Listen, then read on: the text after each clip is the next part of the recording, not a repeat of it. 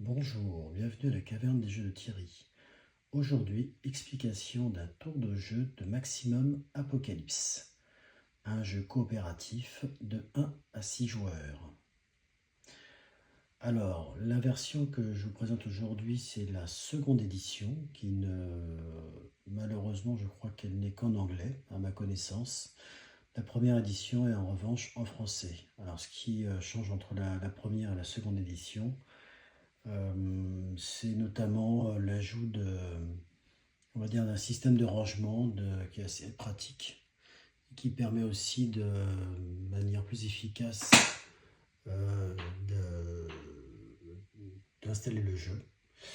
Il y a aussi des figurines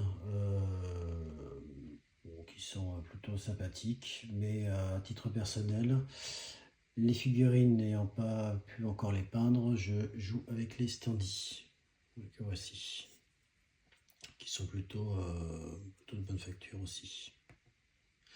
Alors, dans ce jeu d'exploration, donc à chaque fois en fait on va résoudre un scénario. Je crois qu'il y en a une douzaine à peu près dans le jeu. Une certaine rejouabilité puisqu'en fait on va dans ce jeu d'exploration, en dehors du fait qu'il y ait des scénarios, donc on a différents personnages asymétriques avec des caractéristiques différentes. Donc par exemple, dans mon exemple, je joue le pompier, donc qui a son propre deck de cartes, et la chasseuse qui elle aussi a son propre deck de cartes.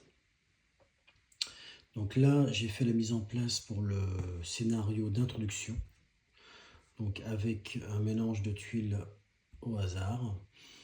Et dans ce scénario d'introduction, en fait, on doit trouver un jerrycan d'essence par joueur pour essayer en fait de s'échapper de la ville où on est en fait, qui est infestée de zombies. Donc à ce moment-là, avec nos jerrycans, on va chercher en fait dans la zone. On va essayer de prendre ensuite avec ces jerrycans le bus en fait, enfin le véhicule ici, le van, afin de s'enfuir. Voilà, tout simplement dans ce scénario d'introduction. Donc là, je vais vous expliquer le tour d'un jeu pour vous montrer un petit peu comment ce jeu se joue et, donc vous donner un petit peu une idée d'un tour de jeu et voir si ce jeu peut vous intéresser, comme donc on a pu faire aussi sur les vidéos précédentes. Donc ici, donc, on a notre aide de jeu qui montre les 5 phases différentes d'un tour de jeu. Alors, la phase numéro 1, donc c'est la génération des monstres. Alors, génération des monstres, c'est tout simple. On va jeter donc 2d6 qui sont fournis avec le jeu et voir le résultat que ça donne. Par exemple, imaginons que j'ai fait un 11 et regarder en fait les tuiles où il y a le chiffre 11. Par exemple, là il y a un 8. Imaginons qu'on ait déjà retourné ces tuiles-là. Je sais pas si on a un chiffre 11 quelque part, voilà, par exemple ici. Donc, si on avait cette configuration-là, par exemple, donc on est en cours de jeu, génération des monstres, chiffre 11, on regarde donc les tuiles où il y a des 11, donc là en l'occurrence une ici, on va donc mettre un jeton monstre. Voilà. Ça veut dire qu'en fait, lorsqu'on va rentrer dans ces tuiles, on a deux solutions. Soit on va essayer d'avancer en mode caché pour essayer de ne pas se faire repérer par le monstre et éviter le combat, tout simplement. Donc dans ce cas-là, en fait, on va encore jeter les 2 dés de génération, en fait, les 2 dés noirs, les 2 dés 6, et les comparer, par exemple, à notre capacité à se déplacer de manière cachée. Donc là, en l'occurrence, par exemple, le pompier, c'est limité à 6, mais on a notre chasseuse qui est un petit peu plus discrète, qui a une capacité donc, pour se cacher de 9. Voilà.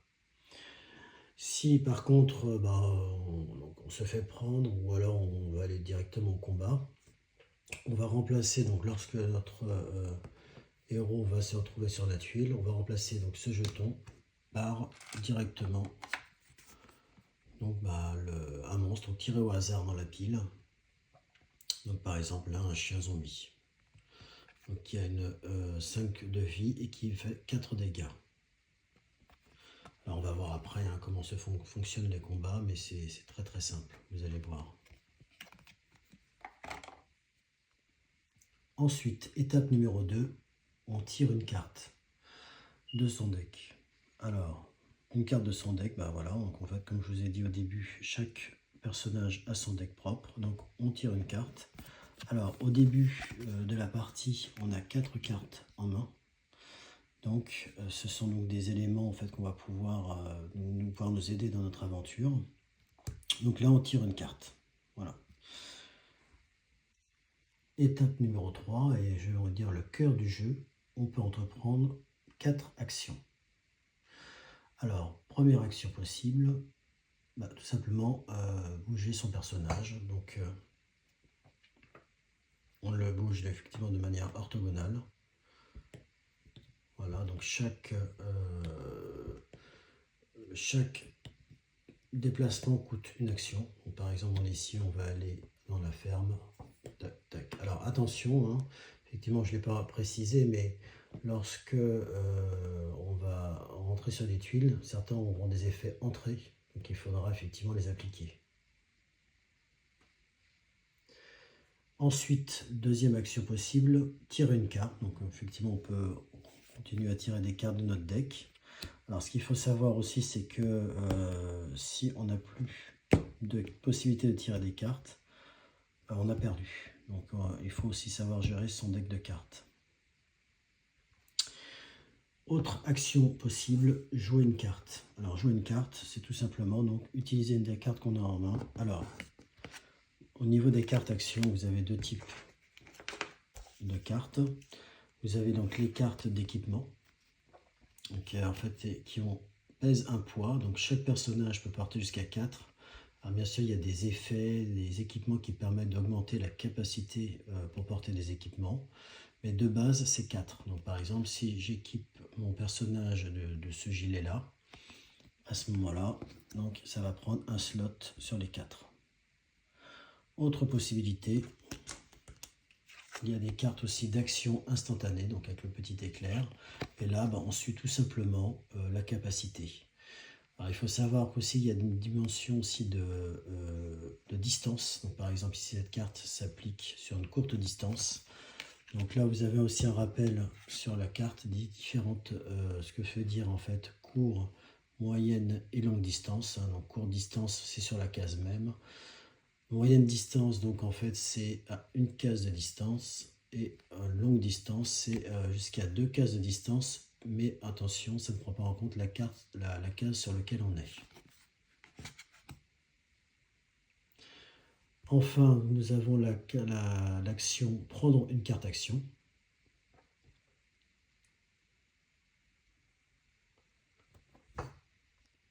Alors en fait, le terme n'est pas tout à fait prendre. Je dirais plutôt en fait utiliser en fait la carte action, puisqu'en fait certaines cartes action, alors si on prend par exemple le briquet par exemple, donc imaginons qu'on l'ait déjà équipé, ce qui coûte une action.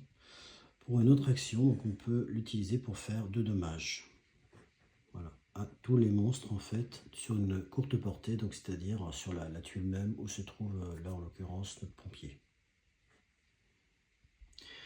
Et enfin, dernière possibilité, en fait, c'est tout simplement fouiller la tuile. Donc pour pouvoir fouiller une tuile, il faut qu'il y ait un symbole de loupe.